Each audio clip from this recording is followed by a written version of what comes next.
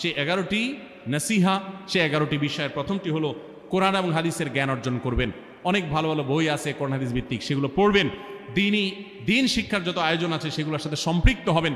অনলাইনে অনেক কোর্স করা যায়, সেগুলোতে আপনি সম্পৃক্ত হতে পারেন। যেভাবে হোক আপনাকে কোরআন হাদিসের কথা জানতে হবে। আল্লাহ কি বলেছেন, রাসূল সাল্লাল্লাহু আলাইহি ওয়াসাল্লাম কি বলেছেন, মাসালা মাসাইল কখন কি করা উচিত, কোরআন হাদিসে কি বলা আছে, এগুলো জানতে হবে আপনাকে। যতটুকু সম্ভব জানার চেষ্টা করবেন। নাম্বার 2, 5 ওয়াক্ত নামাজ সঠিকভাবে আদায় করবেন, সময় মতো আদায় করবেন।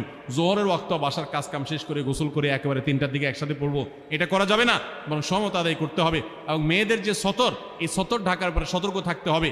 পুরো শরীর মুখমণ্ডল ছাড়া যেন ঢাকা থাকে, চুল, গলা, হাতের গোছা, কনুই, এগুলো যেন দেখা না যায়, খেয়াল রাখতে হবে। এবং নামাজ ধীরে ধীরে পড়তে হবে। অনেক মহিলা অনেক দ্রুততার সাথে নামাজ পড়েন, এবার পড়লে হবে না। নাম্বার 3, রমজানের রোজা ঠিক মতো রাখতে হবে, যথাযথভাবে রাখতে হবে। রোজা রেখে গীবত, শিকায়েত, মিথ্যা, গালমন্দ এগুলো করা যাবে না। নাম্বার 4, স্বামীর আনুগত্য করতে হবে। নিজের কাছে খারাপ লাগলেও একটু সবর করতে হবে, যতক্ষণ পর্যন্ত স্বামী ন্যায়সঙ্গত কথা বলে, অন্যায় কাজ করতে না বলে, গুনাহের কাজ করতে না বলে, ততক্ষণ পর্যন্ত তার কথা মানতে হবে। নিজের খারাপ লাগলেও মানবেন, আপনার জান্নাতের প্রয়োজনে, সুশৃঙ্খলার প্রয়োজনে, পারিবারিক শান্তির প্রয়োজনে। ইনশাআল্লাহ আপনি সুখে থাকবেন দুনিয়া এবং আখিরাত উভয় জগতে। নাম্বার 5, নিজের ইজ্জত সম্ভ্রম হেফাজত করবেন। অনলাইনে অফলাইনে কারোর সাথে হারাম সম্পর্ক করবেন না, কোনো গায়রে মাহরাম পুরুষের সাথে অযথা যোগাযোগ করবেন না, চ্যাটিং করবেন না, এবং সোশ্যাল মিডিয়াতে হারাম জিনিস দেখা থেকে নিজের চোখকে হেফাজত করবেন, বাঁচিয়ে রাখবেন। নাম্বার 6, নিজের সন্তানদেরকে দিন শিখাবেন, তাদেরকে কোরআন হাদিস শিখাবেন, উত্তমভাবে লালন পালন করবেন, তাদেরকে নামাজ শিখাবেন, মেয়েদেরকে পর্দা শিখাবেন, তারা যেন চরিত্রে হেফাজত করে সেই শিক্ষা তাদেরকে দিবেন। উপযুক্ত হওয়ার পর ছেলে মেয়েকে বিয়ে দিবেন, কোনোভাবে যেন হারাম সম্পর্কে না জড়ায় সেজন্য সাবধান থাকবেন। ভালো ফ্যামিলির সাথে তাদেরকে উঠা বসা করাবেন, ভালো শিক্ষা প্রতিষ্ঠানে দিবেন যেখানে দিলে তার ইমান আমল হেফাজত থাকবে।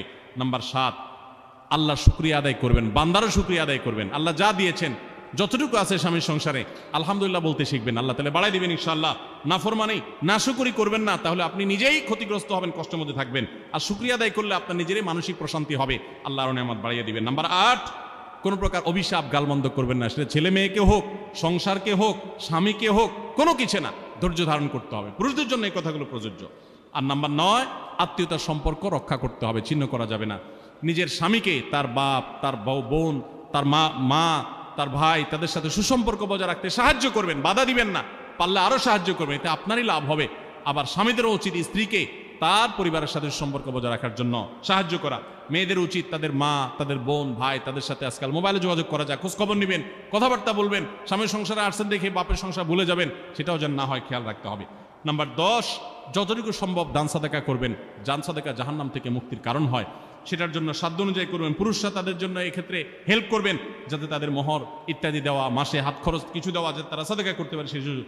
আজকাল দেখা যায় অনেক মেয়েরা টাকা পয়সা পেলে মার্কেটে চলে যাবেন, কি কিনবে এটা নিয়ে অস্থির হয়ে যান। মার্কেটে আপনি যা দরকার হলে যাবেন, কেনা দরকার হলে কিনবেন, কিন্তু দানের জন্য একটা খাত রাখবেন, পারিবারিক সাদাকা বাক্স, একটা বাক্স রাখবেন, যে খুচরা টাকা পয়সা বা বিভিন্ন টাকা পয়সা ছেলে মেয়েরা রাখবে, আপনি রাখবেন, উৎসাহিত করবেন। এটা দিয়ে একটা গরিব ফ্যামিলি মুখে হাসি ফুটাবেন, একটা ভালো কাজ করবেন, পারিবারিকভাবে এরকম দানের ব্যবস্থা করবেন। বোনেরা, সর্বশেষ হলো সময় নষ্ট করবেন না সোশ্যাল মিডিয়াতে। আল্লাহর ওয়াস্তে এটা থেকে নিজেকে বাঁচাবার জন্য সংগ্রাম করেন। যারা এখনো এই রোগ থেকে বাঁচতে পারেন নাই, আল্লাহর কসম করে বলছি, দুনিয়ার জীবনটাই ধ্বংস হবে, অসুখী থাকবেন, অশান্তিতে থাকবেন, আখিরাতের ধ্বংস তো আছেই। অতএব ফেসবুক, ইউটিউব, এটা যদি আপনাকে দেখতে হয়, খারাপ কিছু যেন না আসে সেভাবে ফিল্টার করে নেবেন, এবং নিয়ন্ত্রিত নির্দিষ্ট সময়ের বেশি দেখবেন না। 10 মিনিট 10 মিনিট, সকাল দুপুর রাত, এর বেশি বিকাল, আমি এর বেশি দেখবো না। ঘন্টায় ঘন্টা টিপবেন না। অনেক মহিলা আছে স্বামীকে সময় দেওয়ার সুযোগ নাই, সন্তানের দিকে তাকাবার সুযোগ নাই, উনি টেলিভিশন এবং মোবাইলে আসক্ত, এবং এটা আমাদের সমাজকে ধ্বংস করে দিচ্ছে। নিজের ক্ষতি নিজে করছেন, নিজের পায়ে কুঠারাঘাত করছেন। আল্লাহ তাআলা আমাদের সবাইকে এই সব বিষয়গুলোকে মেনে চলে, এই 11টা পয়েন্টকে মেনে চলে আমাদের মা বোনদের জীবনকে সমৃদ্ধ করার তৌফিক দান করুন। আমাদের সবাইকে আল্লাহ তাআলা আমল করার তৌফিক দান করুন। জাযাকুমুল্লাহু খায়রা ওয়া আখিরু দাওয়ানা আনিল হামদুলিল্লাহি রাব্বিল আলামিন।